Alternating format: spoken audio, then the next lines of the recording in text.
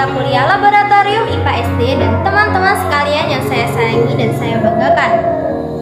Perkenalkan, nama saya Alia Wahyu Kartika dengan NIM 14014222296 dengan nomor presensi 12. Saya dari Rombel M PGSD Universitas Negeri Semarang Angkatan 2022. Pada kesempatan kali ini saya akan melakukan praktikum transportasi pada tumbuhan, khususnya pada tumbuhan sawi putih.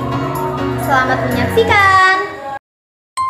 Tujuan dari praktikum ini adalah yang pertama, mengetahui proses terjadinya transportasi pada tumbuhan sawi putih. Yang kedua, mengetahui perubahan warna pada tumbuhan sawi putih setelah terjadinya proses transportasi. Yang ketiga, mengetahui faktor-faktor yang mempengaruhi transportasi pada tumbuhan sawi putih. Dan yang terakhir adalah membuktikan peranan pembuluh xilem terhadap proses transportasi pada tumbuhan sawi putih. Dasar teori praktikum tersebut adalah sebagai berikut. Pada kesempatan kali ini saya akan melakukan praktikum transportasi pada tumbuhan terhadap sawi putih. Nah, ini dia adalah alat dan bahannya. Alat dan bahan yang diperlukan adalah sebagai berikut. Bahan terdiri dari sawi putih, pewarna makanan, dan air.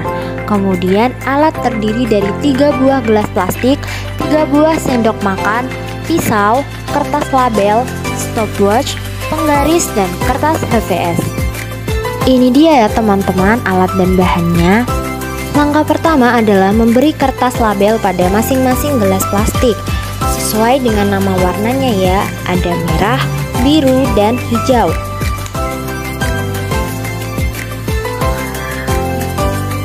Kemudian masukkan air ke dalam masing-masing gelas. Lalu tambahkan pewarna makanan sebanyak 2 sendok makan pada masing-masing gelas. Dan aduk menggunakan sendok hingga air dan pewarna tercampur merata. Lakukan hal yang sama terhadap warna lainnya juga ya teman-teman.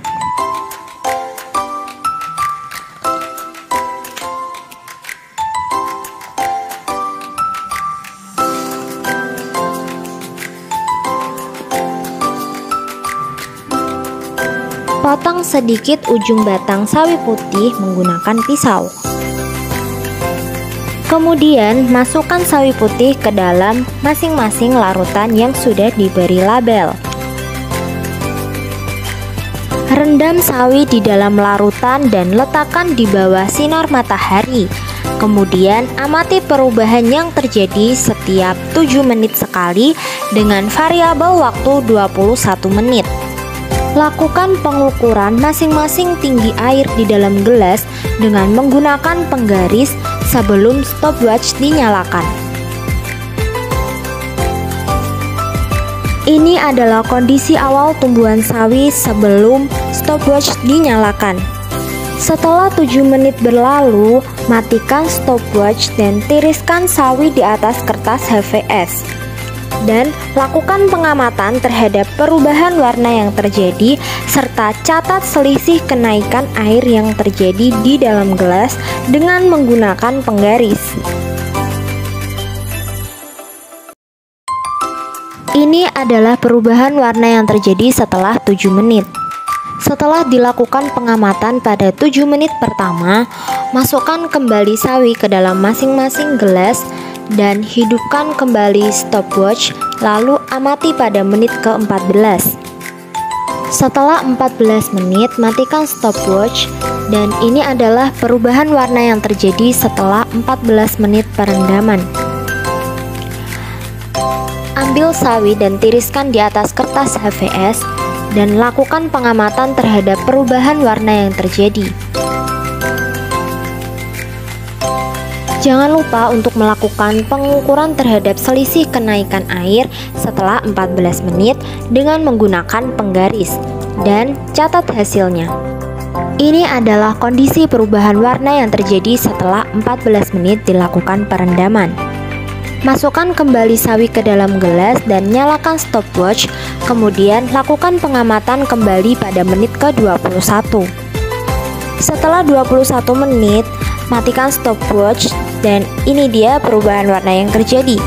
Kemudian tiriskan sawi di atas kertas HVS dan lakukan pengamatan terhadap perubahan warna yang terjadi.